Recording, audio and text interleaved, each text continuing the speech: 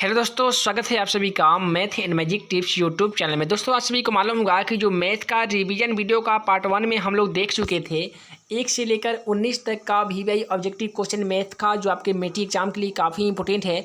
तो इस वीडियो में हम लेके आए हैं उसी का दूसरा पार्ट, जिसमें पूरे 20 से लेकर 50 तक का वीवीआई ऑब्जेक्टिव क्वेश्चन का सोल्यूशन इस वीडियो में देखने वाले हैं, जो आपके मेट्रिक एग्जाम के लिए काफ़ी ही इंपॉर्टेंट है। तो चलिए दोस्तों वीडियो को शुरू करते हैं। दोस्तों यहाँ पे जो क्वेश्चन नंबर 20 हमारा दिया गया है, वो कहा जा रहा है कि √2 cos थीटा बराबर 1, तो थीटा का मान क्या होगा। तो देखिए यहाँ पे जो cos थीटा बराबर 1 दिया गया है, तो आपको cos थीटा बराबर 1 लिखना है। आप क्या छोड़े हैं, √2 छोड़ दिए, ठीक है। तो यहाँ पे जो गुना में है आपका आ जाएगा ये भागा में। तो cos थीटा में आपको खोजना है कि cos थीटा में 1/√2 किसका मान होता है। तो इसके लिए आपको मेट्रिक में भी 4 ऑप्शन दिए जाएंगे, जिस तरीके से आपको यहाँ पे मिले हैं। पहला ऑप्शन दिया गया 30 डिग्री, दूसरा ऑप्शन 45 डिग्री, 60 डिग्री और 0 डिग्री। तो आप सभी को बता दें, जो वीडियो सीरीज का पहला क्वेश्चन होता है उसका जवाब आप सभी को वीडियो के कमेंट बॉक्स में देना पड़ता है। तो क्वेश्चन नंबर 20 का क्या सही जवाब होगा, आप जल्दी से वीडियो के नीचे चलिए और कमेंट बॉक्स में आप इसका आंसर लिख सकते हैं। तो चलिए क्वेश्चन नंबर 21 से लेकर 50 तक का सभी ऑब्जेक्टिव क्वेश्चन का सॉल्यूशन के साथ मैं आप सभी को जवाब बतलाता चल रहा हूँ। तो यहाँ पे क्वेश्चन नंबर 21 कर रहा है कि यदि अल्फा बीटा द्विघात बहुपद f(x) बराबर x² - 3x + 5 के मूल हो, तो 1/α + 1/बीटा का मान क्या होगा।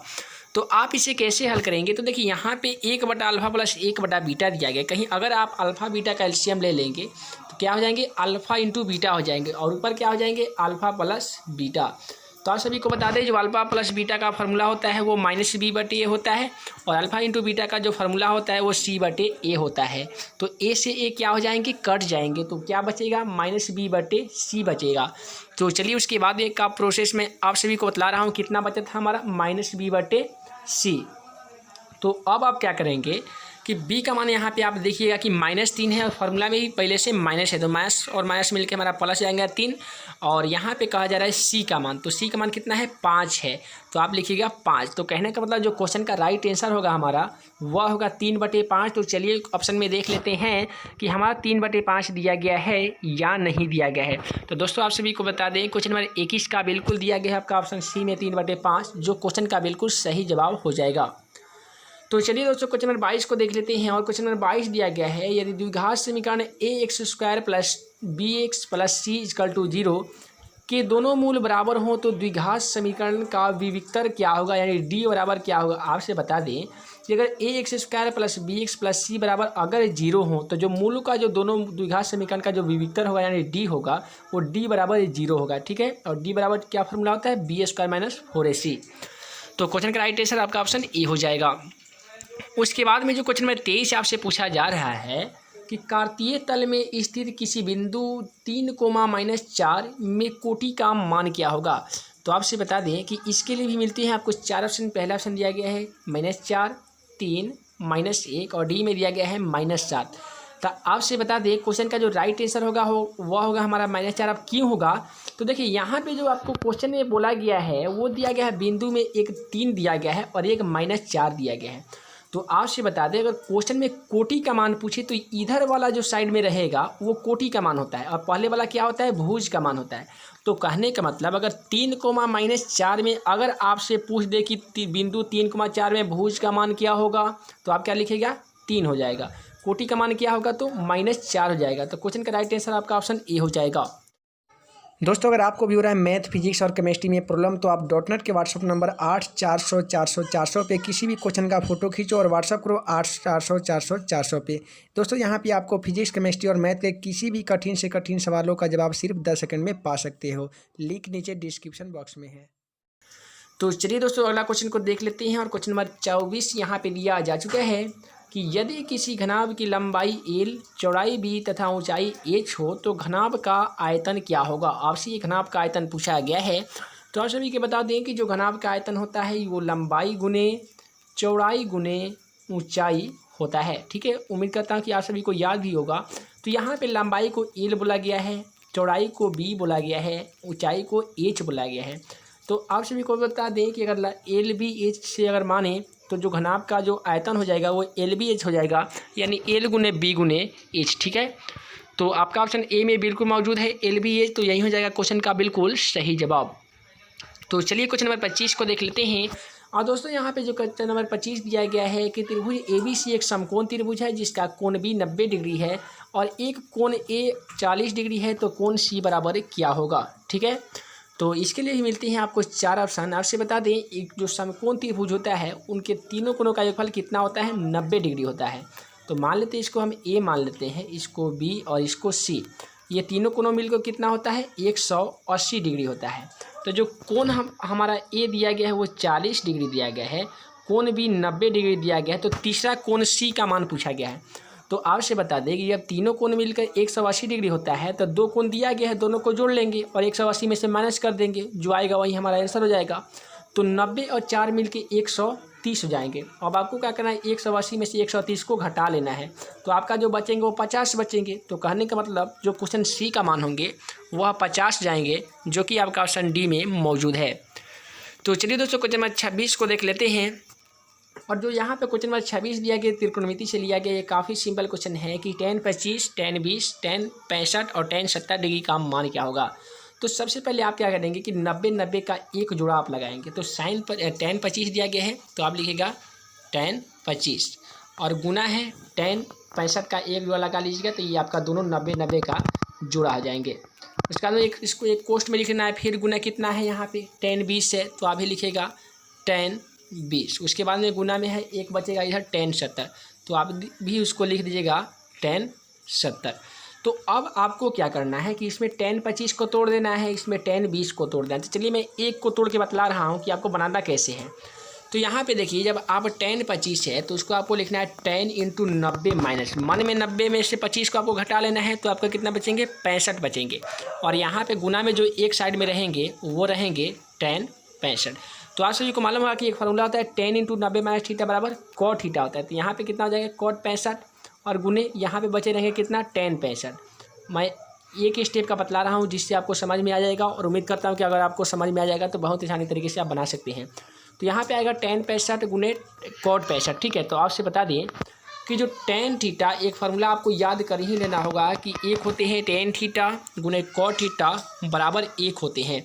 तो जब इसे सॉल्व करेंगे तो कुछ इसी प्रकार से आएगा tan 65 into cot 65, tan 70 into cot 70 is equal to कितना आएंगे, एक आएंगे।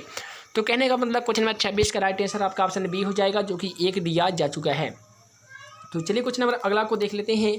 क्वेश्चन नंबर 27 यहाँ पे दिया गया है, AB त्रिभुज ABC तथा त्रिभुज PQR में दिया गया है AB बटा PQ BC बटा RP, तो कौन कोण किस कोण के बराबर होंगे। तो क्वेश्चन नंबर 27 के लिए आपको 4 ऑप्शन दिए जा चुके हैं। आपसे बता दें तो जो कोण B और कोण P होंगे वो बिल्कुल बराबर होंगे। तो सबसे पहले अगर इसको समझना है आप सभी को, तो आप दो समरूप त्रिभुज बना लीजिएगा, ठीक है, इस प्रकार से। और दोनों त्रिभुज का नाम अलग अलग रखिएगा, एक रखिएगा ABC और एक रखिएगा PQR, ठीक है, PQR और एक रखिएगा ABC। देखिए यहाँ पे AB बटा PQ, ये AB है, ये PQ के बराबर है। फिर दिया गया BC बटा RP, ठीक है, तो ये BC है, सॉरी BC और ये RP के बराबर है।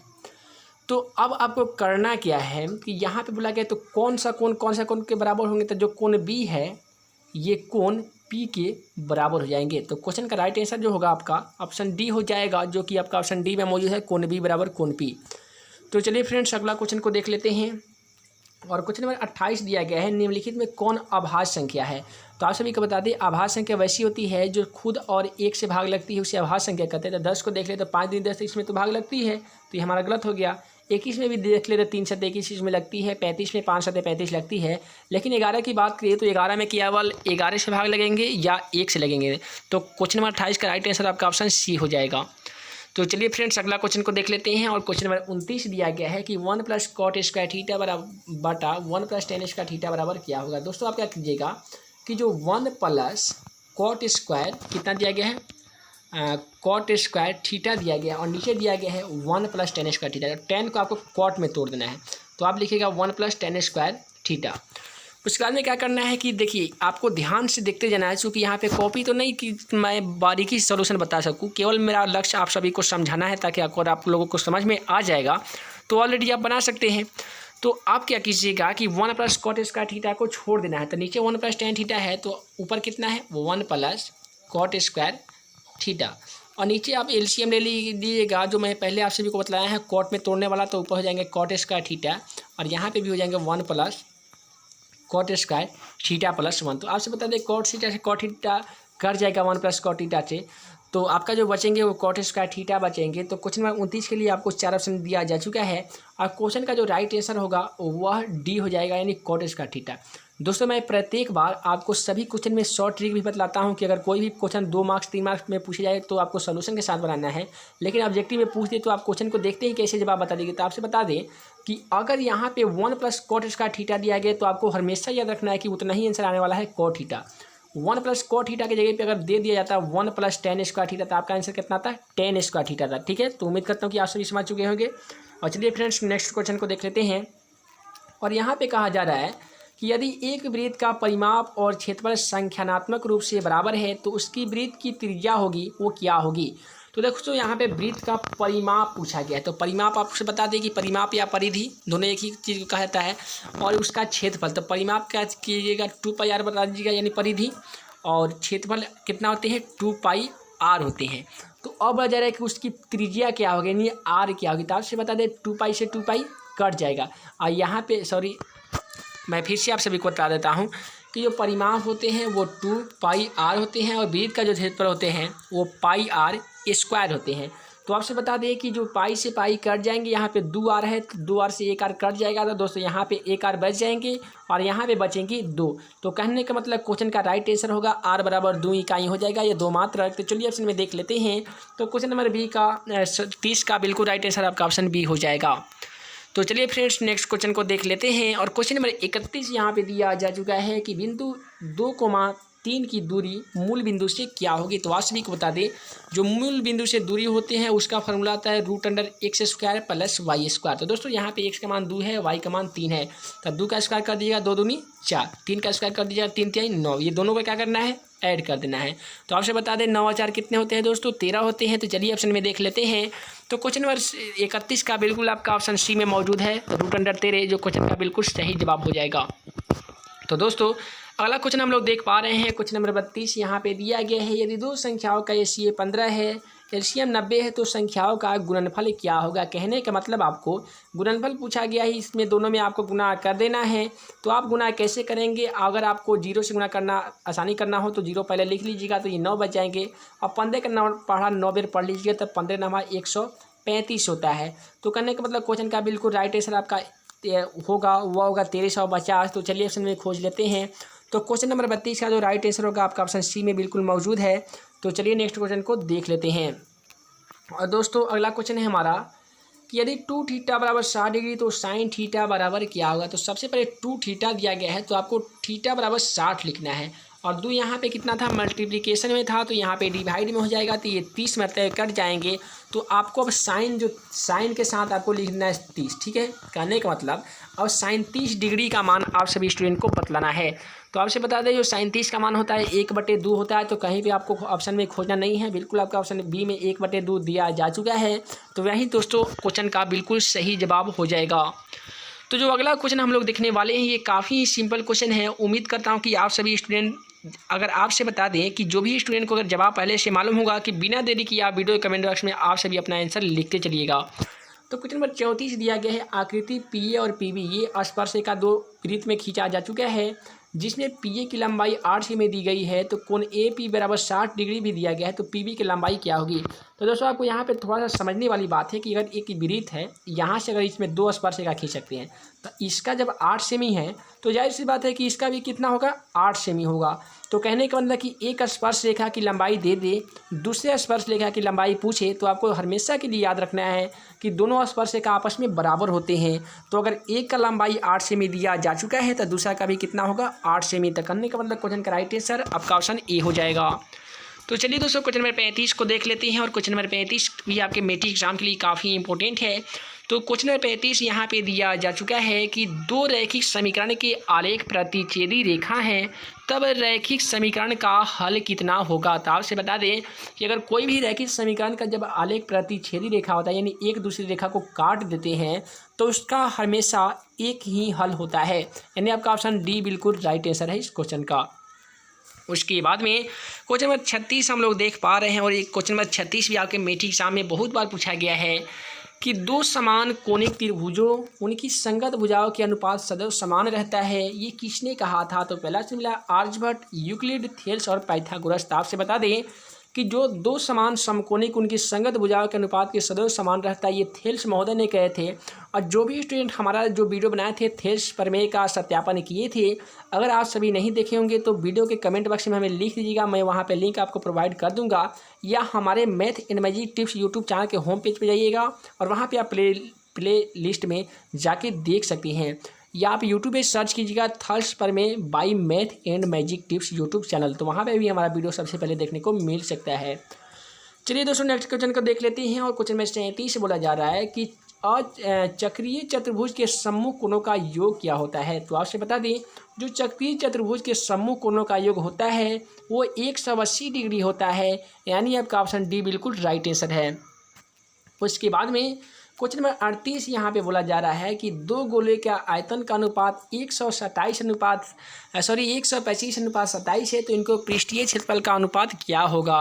तो दोस्तों अगर आपको मेट्रिक एग्जाम में क्वेश्चन पूछ दी जाए तो आपको फॉर्मूला की जरूरत नहीं है दोस्तों। ये क्या करना है कि 125 दिया गया है, आपको क्यू रूट अंडर 125 कर देना है, ठीक है, और आपको क्यू रूट अंडर 27 भी कर देना है। तो आपसे बता दें जो 25 को आप गुणनखंड कीजिएगा तो ये कितने हो जाएंगे? 5 25 25 125, और 27 को कीजिएगा तो 3 3 9 3 का 27। तो कहने का मतलब जो क्वेश्चन का राइट आंसर होने वाला है वह होगा 5:3। तो चलिए क्वेश्चन नंबर 38 का ऑप्शन के साथ देख लेते हैं कि दिया गया है या नहीं दिया गया है। तो आपसे बता दें 5 25 25 125 या 3 3 9 9 3 का 27। तो क्वेश्चन का राइट आंसर आपका ऑप्शन बी हो जाएगा। तो 25:9 इसका बिल्कुल राइट आंसर है। उसके बाद में दोस्तों यहाँ पे मैं आप सभी को बतलाया था कि क्यू रूट करके बनाइएगा, लेकिन इस तरीके से आपका 5:3 आएगा, लेकिन ये क्वेश्चन का राइट आंसर नहीं होगा। आपको क्या करना है कि 5 25 25 125 होते हैं, ठीक है, और 3 3 9 3 का 27 होते हैं। तो ये आपको एक साथ लिखना है, ठीक है। तो एक एक को आपको छोड़ देना था, 5 25 जाएंगे और 3 3 कितना हो जाएंगे? 9 हो जाएंगे। तो यही हो जाएगा क्वेश्चन का बिल्कुल राइट आंसर। उसके बाद में अगला क्वेश्चन देख पा रहे होंगे, क्वेश्चन नंबर 39 की cos थीटा बराबर x हो तो सेक थीटा का मान क्या होगा? तो आपसे बता दें यहाँ पे सेक थीटा का पूछा गया है। तो एक सेक थीटा आप सभी पढ़े होंगे कि cos थीटा गुने सेक थीटा बराबर कितने होते हैं? 1 होते हैं। तो जब अगर आप यहाँ पे सेक थीटा बराबर 1 लिखेंगे तो ये गुना में cos थीटा है तो यहाँ पे कितना हो जाएंगे? भागा में हो जाएंगे, ठीक है। तो यही फार्मूला का इस क्वेश्चन में यूज करना है। तो आप सभी को बता दें जब cos थीटा बराबर सेक थीटा बराबर 1/cos थीटा हो जाएंगे। अभी मैं आप सभी के पास बता दिया हूँ कि सेक थीटा बराबर कितने होते हैं? 1/cos थीटा, और cos तो क्या करना है 1 और cos थीटा का मान कितना बोला गया रखने के लिए? 1 से बोला गया है। तो क्वेश्चन का राइट आंसर कितना आने वाला है? 1/x आने वाला है। दोस्तों अगर वीडियो आपको अच्छा लग रहा होगा तो वीडियो को लाइक और अपने दोस्तों में शेयर करना बिल्कुल ना भूलिएगा, और नए होंगे चैनल पर तो चैनल को सब्सक्राइब कर ही लीजिएगा ताकि रोजाना के आने वाली वीडियो आपसे ना छूटे और आपकी मेट्रिक तैयारी अच्छी तरीके से हो सके। क्वेश्चन नंबर 40 आप सभी स्टूडेंट देख पा रहे होंगे, दिया जा चुका है कि यदि त्रिभुज ABC के शीर्षों के निर्देशांक ABC में यहाँ पे दिया जा चुका है तो त्रिभुज ABC के केंद्रक का निर्देशांक क्या होगा? दोस्तों अगर इसको आप सॉल्यूशन के साथ देखना चाहते हैं तो हमारे चैनल पे निर्देशांक ज्यामिति का प्रत्येक पार्ट का वीडियो अपलोड है, आप सभी वीडियो को बारी बारी से देख सकते हैं। तो मैं यहाँ पे आप सभी को ऑब्जेक्टिव क्वेश्चन पढ़ा रहा हूँ, इसलिए ज़्यादा सॉल्यूशन देने की कोशिश नहीं करूँगा, मैं आपको शॉर्ट ट्रिक के द्वारा बतलाऊँगा। तो आप सभी को बता दें जो केंद्र का निर्देशांक होते हैं वो x1 + x2 + x3/3 होते हैं। तो x1 का मान कितना है? 2 है, इसमें x2 का 0 है, इसमें 4 है। तो करने के बाद 4 और 0 4 और 2 6, तो 6/3 करके कितना आएंगे? 2 आएंगे। तो जो पहला आपका आंसर आने वाला है वो 2 होगा। तो चलिए पहला हम लोग ऑप्शन में देख लेते हैं कि किस में 2 है। तो ऑप्शन ए में तो नहीं है तो गलत हो गया, ऑप्शन बी में है, ऑप्शन सी में नहीं है ये भी गलत हो गया, ऑप्शन डी में है। तो कहने का मतलब कि पहले से हम बनाए हैं तो ये 2 हमारा ऑप्शन जो है उसमें से कोई एक सही होने वाला है, 2 तो बिल्कुल गलत हो गया। उसके बाद में y बनाएंगे तो आप फार्मूला लिखिएगा y1 + y2 + y3/3। तो दोस्तों आपसे बता दें y1 का मान कितने हैं? 4 है, ये 6 है, ये -1 है। तो इसको भी आप बना लीजिएगा। तो 6 4 10 हो जाएंगे, 10 में से 1 आप घटा लीजिएगा तो कितने हो जाएंगे, 9 हो जाएंगे। तो 10 में से 9 हो जाएंगे और 9 बटे आप कितना कीजिएगा, 3 कीजिएगा, जो कि आपका फार्मूला है y1 + y2 + y3 बटे 3। तो जब इसको आपको कटा दीजिएगा तो आपका आएंगे 3 × 9। तो कहने का मतलब क्वेश्चन का राइट आंसर आपका ऑप्शन बी हो जाएंगे, यानी 2,3। चलिए नेक्स्ट क्वेश्चन को देख लेते हैं। क्वेश्चन नंबर 41 यहाँ पे दिया जा चुका है कि इन पदों वाले एपी का योग n² + 2n + 1 है, तो छठा पदों का योग क्या होगा, छठवां पद क्या होगा। तो आपको क्या करना है, छठा पद याद कर लेना है a + 5d के फार्मूला पे। तो इस पर आप सॉल्यूशन कर लीजिएगा। ऐसे भी हम एपी का प्रत्येक वीडियो अपलोड कर चुके हैं, चैनल के प्लेलिस्ट में जाके देख सकते हैं। अगर आप इसको बनाएंगे तो क्वेश्चन नंबर 41 का बिल्कुल राइट आंसर आपका ऑप्शन बी आ जाएगा, यानी 13। उसके बाद चलिए दोस्तों क्वेश्चन नंबर 42 को देख लेते हैं। ये भी काफ़ी इंपॉर्टेंट और काफ़ी सिंपल क्वेश्चन है कि दो समरूप त्रिभुजों की भुजाएं 3:5 के अनुपात में हैं, तो इन त्रिभुजों का क्षेत्रफलों का अनुपात क्या होगा। दोस्तों अगर आपको 3:5 दिया गया है, इसी को स्क्वायर करना है, 3 तिहाई 9 हो जाएंगे और 5 25 हो जाएंगे। तो कहने का मतलब क्वेश्चन का राइट आंसर 9:25 हो जाएंगे। तो क्वेश्चन नंबर 42 का बिल्कुल राइट आंसर आपका ऑप्शन सी हो जाएगा। चलिए क्वेश्चन नंबर 43 को देख लेते हैं। और क्वेश्चन नंबर 43 भी आपको नियामक ज्यामिति से लिया जा चुका है कि बिंदु 4, और बिंदु 2, 3 की दूरी क्या होगी। आप फार्मूला का यूज कीजिएगा, वह होते हैं x2 - x1 का होल स्क्वायर और एक होते हैं प्लस y2 - y1 का होल स्क्वायर। दोस्तों मैं यहाँ पे स्क्रीन के माध्यम से तो बहुत अच्छे तरीके से नहीं लिख पा रहा हूँ, लेकिन उम्मीद कर रहा हूँ कि मेरे बातों को आप ध्यान से सुन रहे होंगे तो आपको समझ में आ रहा होगा, क्योंकि मैं आप सभी को समझाने का बहुत ही ज़्यादा प्रयास करता हूँ ताकि आप सभी को समझ में आ जाए। तो दोस्तों यहाँ पे ये होते हैं x1 का मान, ये x2 का मान, y1 का मान, y2 का मान। तो यहाँ पे x2 पूछा गया तो x2 का मान कितने हो जाएंगे, 2 हो जाएंगे, और -x1 का मान कितने हैं, 4 है। तो आप लिखिएगा 4, इसको क्या करना है, स्क्वायर कर देना है। फिर प्लस y2 का मान दोस्तों कितना है, 3 है। तो आप लिखिएगा 3 - y1 का मान कितना है, -1। तो 3 और माइनस माइनस मिल के प्लस हो जाएंगे, यानी +1 हो जाएंगे। इसका आपको क्या करना है, स्क्वायर कर देना है। तो आपसे बता दें 2 में से 4 घटाइएगा तो -2 बचेंगे। अब -2 का इसका कितना आता है, 2 दूनी 4 होते हैं। और 3 में आपको 1 जोड़ना है तो 3 और 1 4 हो जाएंगे। तो आप भी यहाँ पे लिख दीजिएगा 3 और 1 4, और 4 का इसका कितने हो जाएंगे, तो 16 हो जाएंगे। तो आपको क्या करना है, 16 और 4 को ऐड कर लेना है। तो दोस्तों आप 16 और 4 को ऐड कीजिएगा तो वो होंगे √20। तो आपको 20 को गुणनखंड करना है।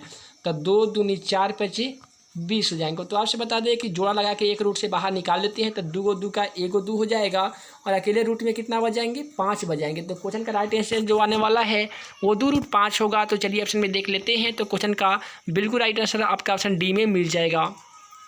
उसके बाद में क्वेश्चन नंबर जो 44 दिया गया है, ये भी आपके मेट्रिक एग्जाम में बहुत बार पूछा जाता है। दिया गया समीकरण 2√2y² + 5y + √2 का विविक्तर क्या होगा। आपसे दोस्तों बता दें, विविक्तर पूछे, प्रकृति पूछे या विवेचक पूछे, आपको ध्यान रखना होगा कि वो हमेशा डी पूछा गया है, और इसका जो फार्मूला होता है वह होता है b² - 4ac। तो b का मान कितना है, 5 है। तो आप क्या कीजिएगा, 5 का स्क्वायर कीजिएगा, -4 गुने a का मान, तो a का मान कितना है, 2√2 है, और गुने c का मान लिख दीजिएगा जो कि √2 दिया जा चुका है। तो आप क्या कीजिएगा, 5 के स्क्वायर कितने होते हैं, 5 का स्क्वायर 5 × 25 होते हैं।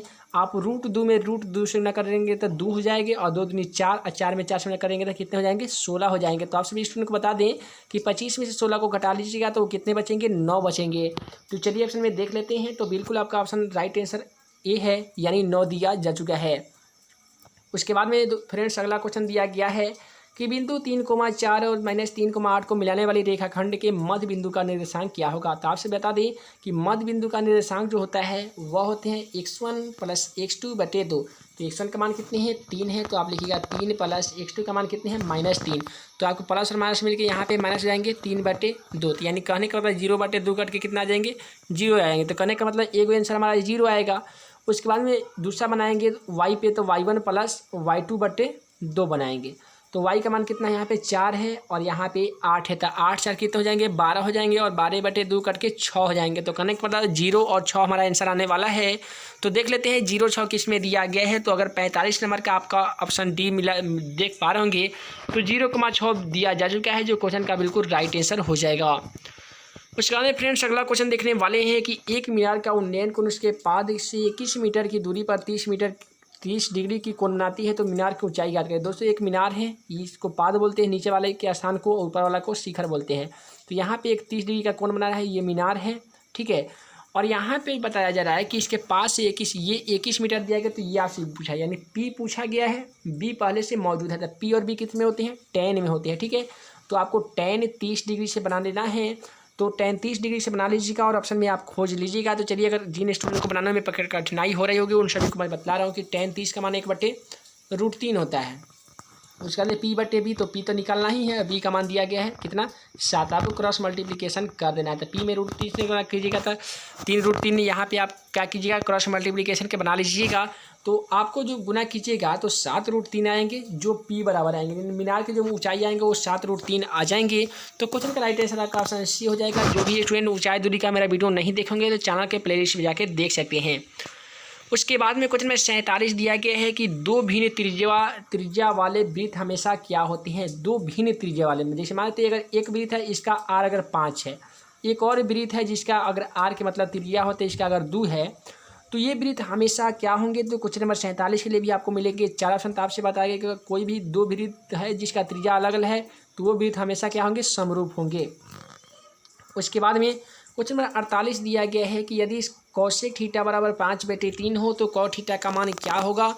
तो अगर आपसे बता दें कि कौशिक थीटा में 5/3, तो कौशिक थीटा का फार्मूला कितना होता है, h/p होता है। यहाँ पे b नहीं दिया गया है, तो सबसे पहले आप b निकालिएगा। तो b का जो फार्मूला होता है वह होती है h² - p²। तो h का मान दोस्तों कितना है, तो h का मान 5 है, p का मान 3 है। तो 5 का स्क्वायर कीजिएगा, 5 × 25, और -3 का स्क्वायर कीजिएगा, 3 × 9। तो 25 में से 9 को घटा लीजिएगा तो आपका बचेंगे 16, और 16 का जो वर्गमूल होते हैं वो 4 होते हैं। तो कहने का मतलब कि b का भी मान आपको मौजूद हो गया कि b बराबर कितना होंगे, 4 होंगे।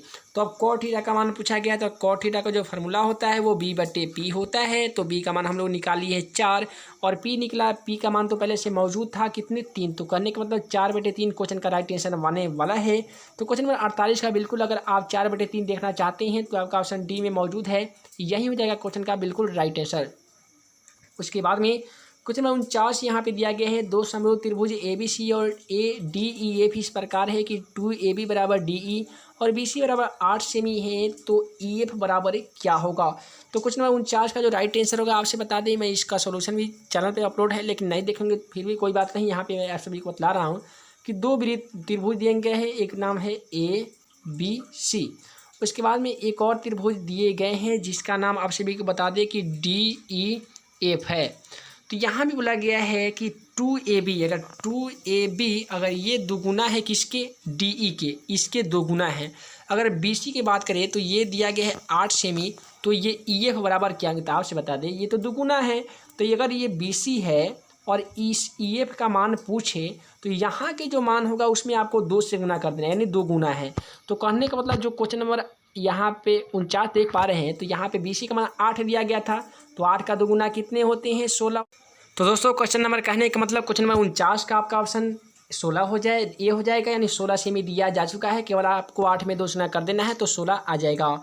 उसके बाद में क्वेश्चन नंबर 50 यहाँ पे देख पा रहे होंगे कि निम्नलिखित में कौन सही है, यदि R त्रिज्या वाले वृत्त का त्रिज्याखंड का क्षेत्रफल क्या होगा जिसका कोण p डिग्री दिया गया। तो आपसे बता दें जो त्रिज्याखंड का क्षेत्रफल होता है वो πr² थीटा 360 डिग्री होता है। तो यहाँ पे जो कोण का मान बोला गया है थीटा के पे आपको p लिखना है, तो πr² p/360 होगा।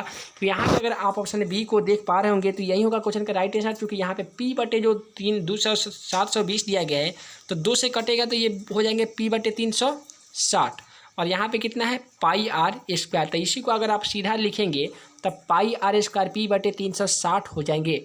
तो दोस्तों इस प्रकार से हम इस वीडियो में आप सभी स्टूडेंट को बता चुके हैं 20 से लेकर 50 तक का मैथ का VVI ऑब्जेक्टिव क्वेश्चन का सॉल्यूशन। ये था रिवीजन वीडियो जिसमें हम लोग देखे हैं बहुत ही ज़्यादा इंपॉर्टेंट VVI ऑब्जेक्टिव क्वेश्चन जो आपके मैट्रिक एग्जाम के लिए काफ़ी इंपॉर्टेंट है।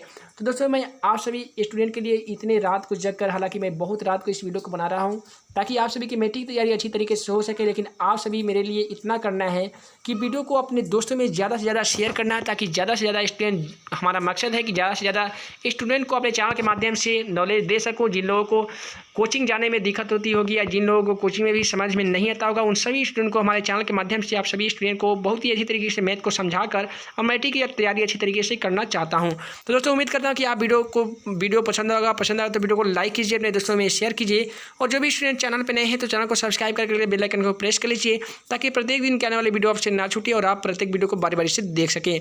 दोस्तों मैं मुकीम अंसारी जल्द मिलूंगा अगले वीडियो में नए वीवीआई क्वेश्चन के साथ। तब तक के लिए वीडियो देखने के लिए बहुत बहुत धन्यवाद।